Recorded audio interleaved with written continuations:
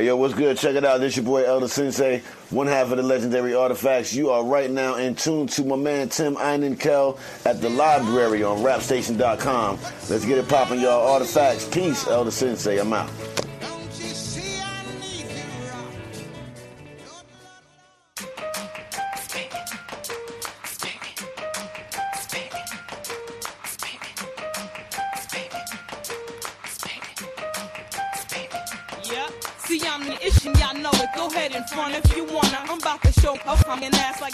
Newark, New Jersey native Rah Digga, formerly of Outsiders and Flip Mode, continues to put her mark on hip-hop. In the last month, she released 4 new tracks with artists such as Chuck D, another with Planet Asia, and 2 solo tracks. What recently caught my attention is an unreleased album titled Everything is a Story, which can be purchased via her Bandcamp page. She joins me today in the library with Tim Einenkel on rapstation.com. Thank you so much, Rah Digga, for joining me. Thank you for having me. So originally, Everything is a Story was supposed to be released in 2004 on J Records. So I was just curious, how many of the tracks did you add any new tracks to the original album, or was this how it was supposed to be released? No, actually, that was pretty much the original playlist. Track listing rather. There were a couple of records that we leaked through like mixtapes and through the mix shows and stuff like that, but all of it was ultimately going to be a part of the album. There may be 1 or 2. I mean, everything was done in that time. Like, there's nothing from 2014 and I was like, hey, this is a hit. You know, everything was pretty much relative to that time. But I put it on my Bandcamp because, it was a great album and it was sitting around for years and years. And I said, hey, you know what? If the label isn't going to put it out, I'm going to put it out. Pretty much what everybody's doing nowadays. A few tracks I really like of the album, and one of them, in I'm Coming Back, you spit, if radio gets the heart to play me, I'll probably need more security than Jamie. So 2 questions. Like, why, and this is kind of a commentary on commercial radio. Mm-hmm. Why don't you think radio plays you, and 2, so what would happen if radio did play you, you think? Wow, that is let me see. I think that's a multi-part question. I don't even know where to begin to answer that. I think right now in 2014, a big problem with commercial radio, aside from the obvious, they're just simply not diverse enough. But I just feel like once upon a time, when hip-hop was really just reared towards the inner city, we had those messages and we had those ways of communicating to our youth in that capacity. I feel like now it's so globalized, it's so commercialized. Everybody raps. It's, it's all ages, it's all races, it's all creeds, ethnicities. So I feel like commercial hip-hop is trying to do their best to satisfy everyone. And in the process of doing that, they're really losing touch with the core base where hip-hop started, which is the inner city. I feel like it's more profitable to push the negative stereotypes about us than to play a Talib Kweli or to play a Common Sense, because it's almost like the music that you hear nowadays, you don't even have to use your brain. You don't have to think. There's no stream of consciousness to it. There's nothing sparking debate. It's just, it's just all pimps and hoes. So for the most part. So I feel like whenever an artist does offer any, militant capacity or aspect or any revolutionary aspect to the cause, it's almost like, wait, we don't want, we don't want folks thinking too much. Like, this is, this is supposed to be simple jingle stuff that, little kids all over suburbia everywhere can just sing along to. We don't want to really address the problems going on in the inner city and things like that tend to get swept under the rug, and what better way to remove the consciousness from the hip hop than to sweep those artists that do focus on, making music like that, to sweep them under the rug or call them underrated, or, if they're from a previous generation, because I don't really like to use the term old school. I say previous generation. If they are a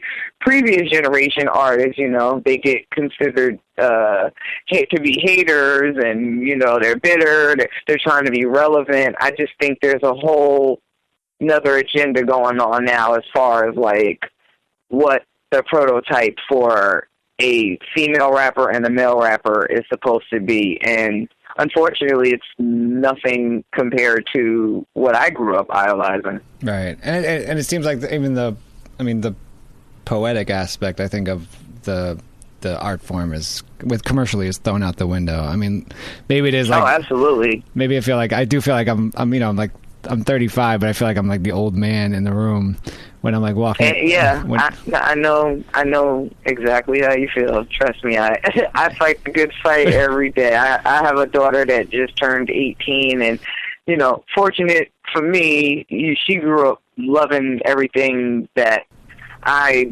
shoved in her ear. Like, awesome. She knows Lil Wayne, but she also knows Jay Electronica. So it's like she's very. I would say her hip hop knowledge is extensive, and a lot of the kids nowadays, they just don't have that. They listen to one station, they hear the same song 20 times a day on that station, and eventually they, it's the brainwash effect.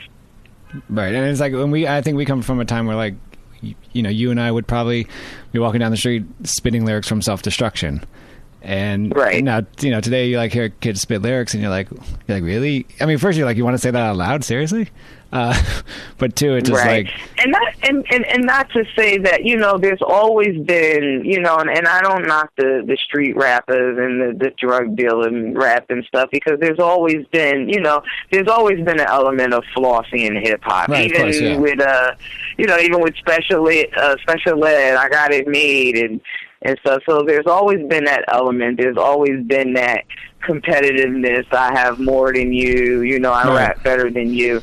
But I feel like in 2014, it's just taken to a whole nother level. It's taken out of context. You have kids really believing these unbelievable things. It's like, if you can't go to a club and buy a bottle, like, you're a bum. Like, right. Like, why you can't just go to the club and buy 2 or 3 drinks? Like, if you have a job making decent money and you save up for a down payment for a Lexus, like, you're scrubbed because it's not a Maybach. Right, I mean, right. I just, there's just this unrealistic view of I think people are like out of touch with reality now, and because so many because it's easy for so many rappers to get rich now, it's like they kind of force that lifestyle into kids' heads, and then they're doing all kind of crazy things out here to live like a rapper. Like, there's no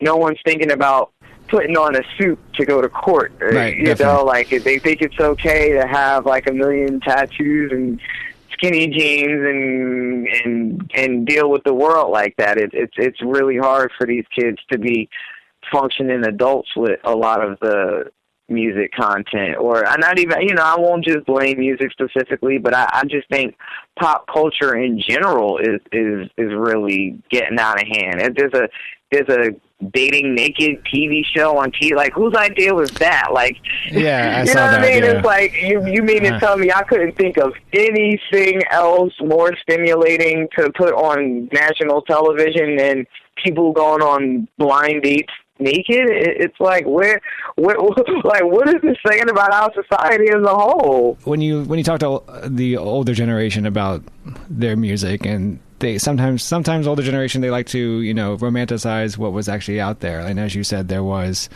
there was stuff about money and there was stuff about flossing, but I think the big important thing is that at least there was some sort of balance that we had. And that's kind of and I kind of want to move on to another track in your and on Everything Is a Story with Tell Me Why featuring Pink.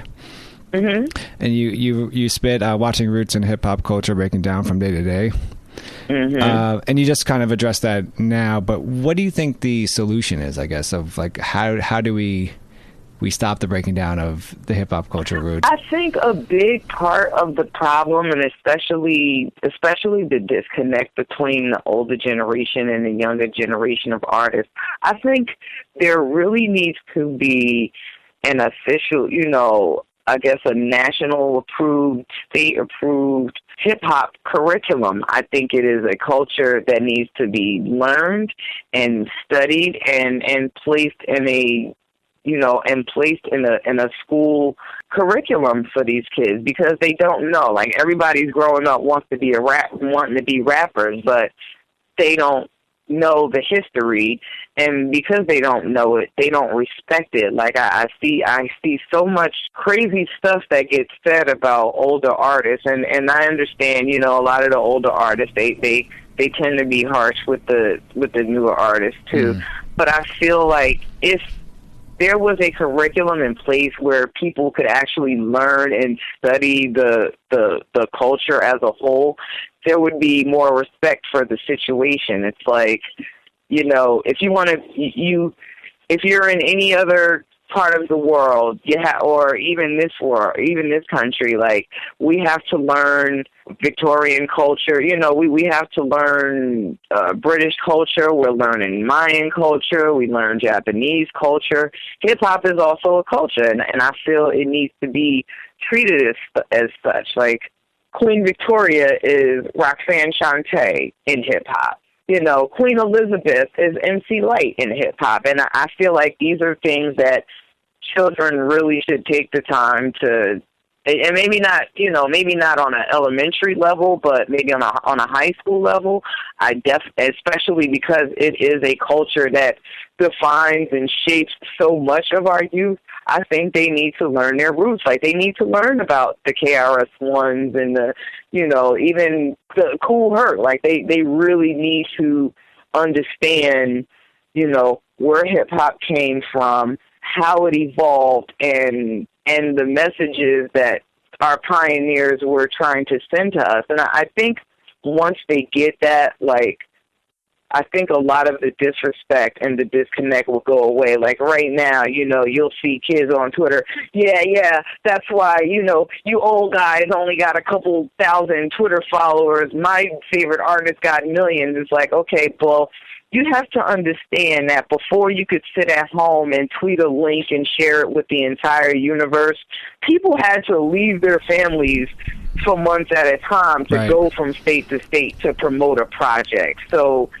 this is the hard work that had to happen in order to get you to a place where you can just sit in your comfy couch and tweet a link, and now millions of people got it. So I think when people understand the struggle that groups like Public Enemy had to go through, groups, like the real revolutionary artists had to go through in order to get people to acknowledge us, it took, it took a Public Enemy to boycott the Grammys before rappers in 2014 could win Grammy Awards. I just don't think that the younger generation really understand those struggles, and when they do, it will. I think it would definitely turn things around. Like, I don't think it's gonna solve the problem of why there's so much crappy music out, but it would definitely. I think it would definitely improve relations and help bridge that gap. Do you think that? I mean, do you think something like a class is possible with rap music being the new pop music? Well, I mean, I think, it's so funny because I actually get into conversations about this all the time, and I've even been thinking of ways to rectify the situation. This is like my personal biased opinion. I don't like the fact that everything is considered hip hop. I feel like there's hip hop, there's hop hop, there's skate hop, there's house hop. I feel like there's many different, elements of hip hop, but hip hop is hip hop. And the same way, R&B was R&B until, I guess, once it became globalized, then everything kind of became R&B, and the quote-unquote real R&B artist became neo-soul. I don't have a problem with the separation like that, but we get to keep the name hip-hop. Hip-hop is, should be what it was intended for, to inform and empower inner-city youth, and then you have different spectrums, colors in the spectrum of it. But I definitely think that hip-hop and rap are two totally different things, and I just wish people wouldn't use the term hip-hop so loosely. Everyone that just because you rap, it doesn't necessarily make you hip-hop. Right. There's more to it, and like you said, it's your kind of your responsibility as a hip-hop artist is to report of what's happening in the streets, right? Right. Right. We're supposed, like, this is how we teach our kids when they're not listening to their teachers, when they're not listening to their parents, they're not following politics. Like, hip hop is supposed to be the way that we communicate news to our babies. And I just, that's not happening anymore. There's too many other things being called hip hop, and it's having a detrimental effect. The song "Miss You" is a tribute to a friend of yours that passed away. Was this a difficult song to write because it brought back such emotions, or was it kind of a quote easy song to write because you felt that there are so many versions of that record because it didn't get released when it was supposed to, and it was a song that was so special to me that I said, no matter when I put it out, no matter when it happens, I'm definitely gonna put this record out. See, that was before I knew you could just like put songs out on the internet. Right. Looking for that Fat Beats white label deal, right. or things of that nature. But that was a song near and dear to me because the friend to whom I'm speaking, he passed away before I got to put out my first album, Dirty Harriet. He was part of my Outsiders crew, and that was a real hard blow for me because that was the first time that I really had a friend that I like kicked it with and really hung with and chill with and rap with, and he's like my brother. And that was the first person that was like really close to me, like besides a older relative passing away from a heart attack or some things like that. Like, this young man was shot, and that was the first time I had experienced anything like that happening to one of my friends. And I was on tour. He was in a coma for a while, and I was on tour, and he died the day I came back. I think I came back at like 6 o'clock in the morning, and I was going to, just come home and just sleep the jet lag off and go visit him in the hospital. And my mother woke me up and told me that they just called and said he passed away. So I didn't get to, so that just, everything just kind of like, I just felt like I got a real raw deal. Like, I didn't get to see my buddy. Like, he was probably like I was probably like the closest to him out of all the Outsiders. And I was real hurt that he didn't get a chance to, live long enough to hear my album come out. Like, I was the first one from the Outsiders that really, that made it in that capacity, and he wasn't here to see. And I just felt like, damn, all the years and years and years we worked for this. I can't believe you're not here to see this happening right now. So that was tough. Yeah, and he seemed like, through the song, you really conveyed that he seemed like he was the one that kind of pushed you the most in your art form.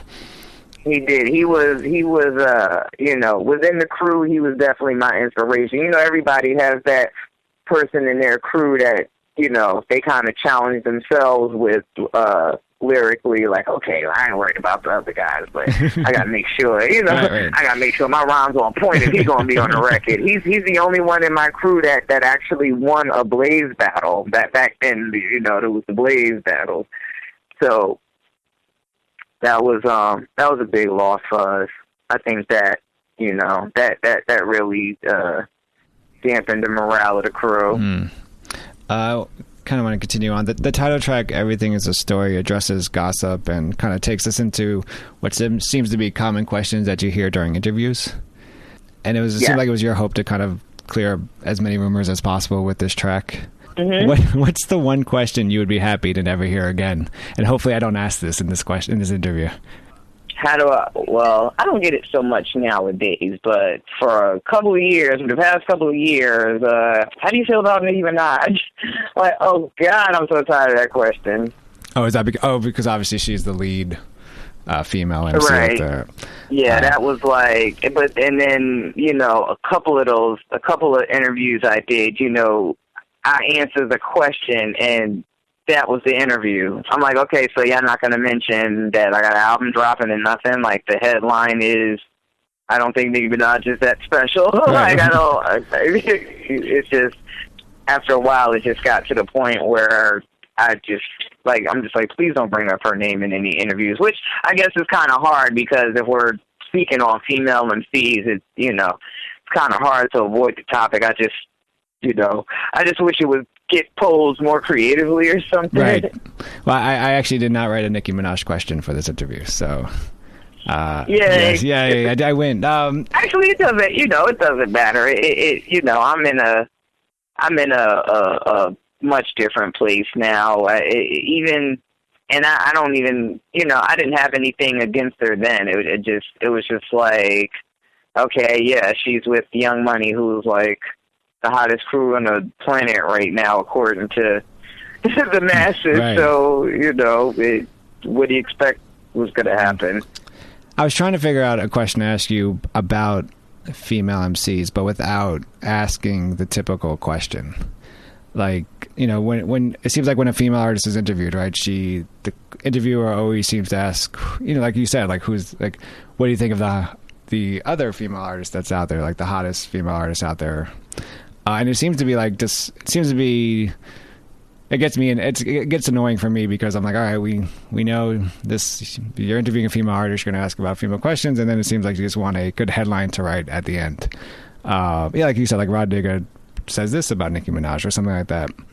But don't you think we've gotten to a point in hip hop where MCs should just be compared to other MCs, like Rah Digga should be compared to whoever's the hottest MC out there, whether female or male? And is that something that you're hoping to change in this music industry? I would hope so, especially since, you know, because there are, I guess, not as many females really in the limelight like that. I would like to think of myself as more than just a female MC to be compared to other girls. I mean, I've done songs with practically, you know, every artist out there from my era, and I hold my own right along with the guys. You know, I didn't come in this game to be in a in the can line with the female rappers. I came here to smash the dudes. Like most of my music, you know, I'm really going at dudes. I'm not even like going at chicks. I'm talking about how much better than the guys I am. So, you know, hopefully one day people will view us as equals. But I mean, it's like that in every profession. You know, if you're an engineer, the male makes more than the female. It's just kind of something that's been going on, I guess, really since the suffrage days. So it's almost like a stigma that won't go away. But I take pride in knowing that people really do consider me like one of their favorite MCs, not just female. So I don't, I don't shudder or anything when people say, you know, when they prefix it with female. But I do take pride in knowing that, for the most part, people recognize me as, like, yo, she's kind of like better than a female. She even like sounds like a dude half the time. I used to get mad when I hear that, but now I'm like, you know what? I'm good. Considering what female rappers sound like in 2014, I'm gonna take that as a compliment. You must be stronger than you imagine you can be. You must survive, or I will never exist. It's a storm coming. It's a storm coming. It's a storm coming. It's a storm coming. What you gon' do? Who can you trust when you feel like heat coming? Are you ready to fight? If we have to, we have to, we have to, we have to feel like heat coming. If we have to, we have to, we have to, we have to, we have to feel like heat coming. If we have to, son, hope you hearing every word in my chronicle. Hope it's finding you in good health, living honorable.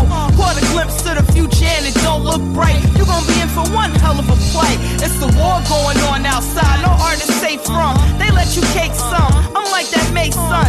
OG, my straight spit from day one. They tell you switch it up, just keep the fake, son. Don't let them digitize you, epitomize you. It's just another nigga with a mic telling lies to unsuspected fans. Be a self-respecting man. Remember mommy tells the PE and X-Plan. Bam! Fast forward to the present day debacle. They brand you underground when you wanna preach the gospel. That 13th apostle that wasn't on the roster. Found out I was a female and that they couldn't stop her. Your mama was a soldier, heavy burden on my shoulders. Still be spitting.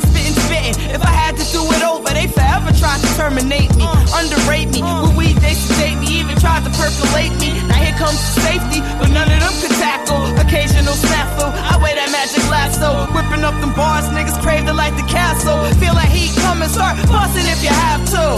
It's a storm coming, it's a storm coming. It's a storm coming, it's a storm coming. What you gon' do? Who can you trust when you feel like heat coming? Are you ready to fight? If we have to, we have to, we have to, we have to feel like heat coming. If we have to, we have to, we have to, we have to, we have to feel like heat coming.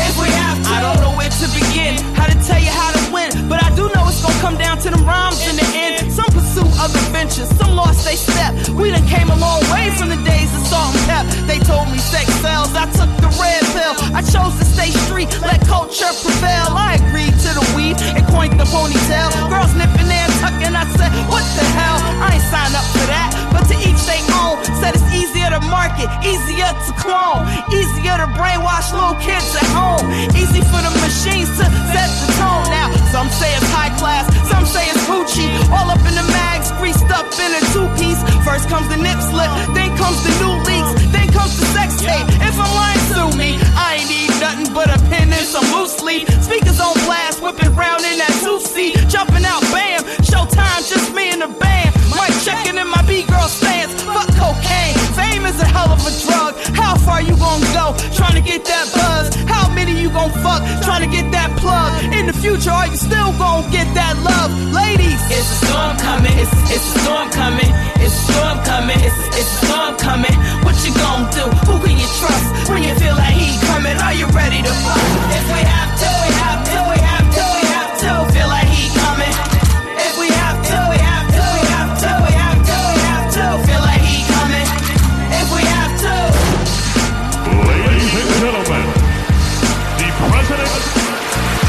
Thank you, Rah Digga. No more silence to this violence, just guidance. And let a mother be heard with that true word. No matter how much the powers that be disturbed. And if it is what it is, let us define our kids. Make strong daughters and end this slaughter of our sons. This one your brother Chuck D. One. There's a storm coming in. I know.